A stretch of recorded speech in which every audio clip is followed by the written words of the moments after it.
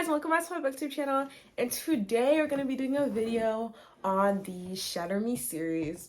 And I know I literally just did a video on the Cool Prince, which is an entire trilogy, so you probably thought I was going to be doing the Wicked King right now, but no, I started a whole new series and I dropped the Wicked King because I was literally, okay, listen, I was on page 126, something like that, and the politics were getting too politicky. And there were too many things going on, so I just didn't care anymore and I just got bored. That's literally all it is. And the Court Prince, I didn't expect there to be so much government and politics and stuff like that. And I know I complained about the world building, but like there was too much going on. I was honestly just there for the romance and like the whole enemies to lovers. Even though I don't even like enemies to lovers that much, I don't even know why. But like, yeah, I was just there for Cardin and I already forgot her name. Jude. Yeah, I was just there for Cardin and Jude, and when we started talking about the other fairylands and how they're gonna put Oak on the throne or blah blah blah blah, I stopped paying attention.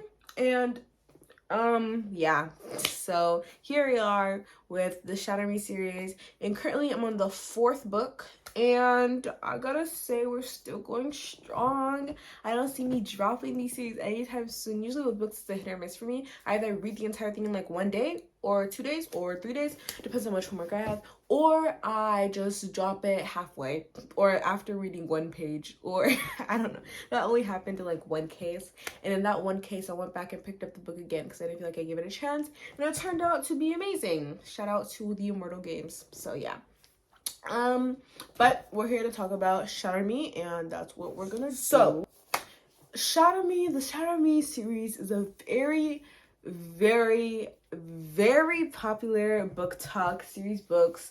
Like everyone be all over Aaron Warner, everyone be all up over Kenji Kishimoto, everyone be all over Juliet Ferraz, and I am one of those people, okay?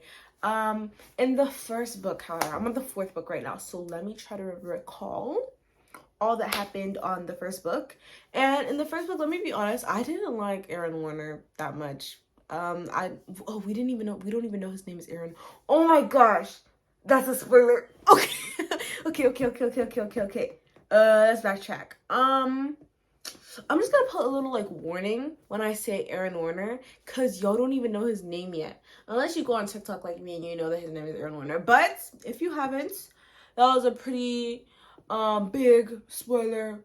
Not really, actually. Again, like, it's not just all over TikTok. Shatter Me be all over everywhere. So I'm deeply sorry if I spoiled his name for you guys. But moving on, in the first book, I didn't like Warner that much. I literally thought he was like a little bit of a psychopath. It was definitely not influenced by the K-drama Mouse that I'm watching right now. Definitely not, and that drama is entirely about like psychopaths and serial killings and stuff like that. You know, it's pretty dark, but I literally thought Aaron Warner was a psychopath. I was like, okay. Like, I was halfway through the book, right? I still remember. I was halfway through the book. And this was the part where Juliet escaped through the window, right? With Adam. And so I was so confused. And he was like, oh my gosh, Juliet, don't leave me, blah, blah, blah, blah. And like trying to stop her and stuff like that. And I literally put the book down and I thought deeply, you know? I was like, why is he doing this? Does he actually love Juliet? And it's just like a psycho who thinks that, like, you know, he actually loves Juliet, but he doesn't actually love her. He's like obsessed with her, you know, and it's like an unhealthy thing. And for some reason, he doesn't like seeing her with Adam and things like that. And he like thinks that he has control of her life, you know, just so Kwanjan psychopath. Or number 2, is he like a type of dude who's like playing with her feelings type of thing, you know? He keeps on switching, you know? He goes from like threatening, Juliet, you either help me or I kill you and your entire family and all your friends, even though your family doesn't want you to know, you don't really have any friends. But, you know, you either help me or I kill you. Yeah. Or I put you back in the insane asylum. It was one of those things. I didn't know what he said. And he was trying, so he went from threatening, and then he went from like, hey, I'm trying to help you here. You know, I saved you from that asylum. You should thank me. You should be grateful. And then he went from am I literally just going through the 5 stages of grief right now? Okay. And he went to like anger, like, oh my gosh, I'm trying to be so helpful to you right now. You're literally not even accepting my kindness, Juliet. I can't believe you right now. And then he went to like the love stage. You know, he even went that far. You know, only real psychopaths will go that far. And he was like, Juliet, I love you. I'm genuinely trying to help you. I'm literally in love with you, you know? Either way, he was a psychopath, right? Spoiler alert, he's not a psychopath. My bad. I totally feel so bad about thinking that about Aaron. But you can't blame me. Like, he was literally low-key kind of crazy. But everything he had, like, he had a reason, okay? He's not a psychopath. But in the first book, you don't know that. You don't know that. But let's stop talking about Aaron and let's move on to Adam. Adam Kent. Okay, so this is where it gets kind of complicated. Okay, but I'm only going to say this based on the first book, Shatter. Okay. So I liked Adam. I did. Like, I liked Adam, okay? He seemed sweet. He was nice to Juliet. They had like good chemistry, I guess. He was the only person who was like there for her with like Warner's whole thing and with the reestablishment whole thing and being breaked out of the asylum whole thing, and he helped her escape whole thing and all that stuff going on. So yeah, I liked Aaron. I mean, not Aaron. Oh my gosh. Maybe they both have A's in their names, but I loved Adam. Like, he seemed sweet. They had good chemistry, like I said, you know, stuff like that. But something was off. I don't know. Maybe I just like developed this sense, you know, this sense while like reading books or watching movies or TV shows or K-dramas or things like that. I just developed a sense, you know? Whenever something's off, I can feel it. And something was most definitely off with Adam. I don't know. It was just something about their relationship that was kind of off. Like, they were cute. Like, they were cute and stuff like that. And it seemed like they actually did love each other. And I was like, okay. But, yeah, something wasn't doing it for me, you know?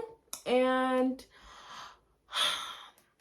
no, let me not say anything. But yeah, again, I liked Adam, but something felt like it was off. But then we went to James. Oh my gosh. Okay, let's stop talking about Adam and let's go into James.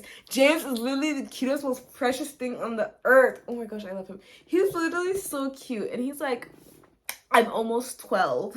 That's such a little kid thing to do. Oh my gosh. But yeah, James is super cute. He it's honestly so sad that he has to like see all those things that he saw, and the fact that he has like nightmares every night and things like that. Like, the only person he has is his big brother. He doesn't, and his big brother's over here training in the military for the like same people who killed their parents. You know, it's so messed up. And I honestly like feel so bad for James, but James is honestly such a strong person. Like, at 10 years old, it's literally crazy. Like, he's such a strong person. So like he has Adam. Their relationship is literally the cutest. I love them so much. But yeah, we love James. We stand James. If you don't love James, he's literally a 10-year-old boy. Get out of here. But next up, who else we're gonna talk about? Kenji. Let's talk about Kenji. Okay, even from TikTok. And I'm gonna bring TikTok up a lot because it's a TikTok book. Shatter Me is a TikTok book. But oh my gosh, I loved Kenji from the start. I'm always all up and all over those comedic relief characters. You know, they're like comedic relief characters, but they also have their own trauma and stuff like that. I always eat that up because it's just like, it adds depth, and especially when it's done well. I hate characters that are just there for comedic relief. They seem like so one-dimensional and so boring, honestly, and they just give me secondhand embarrassment. But I love Kenji so much. Oh my gosh. Like, we just thought he was like a silly little character, you know, and he's just like that joker of the teen type thing, right?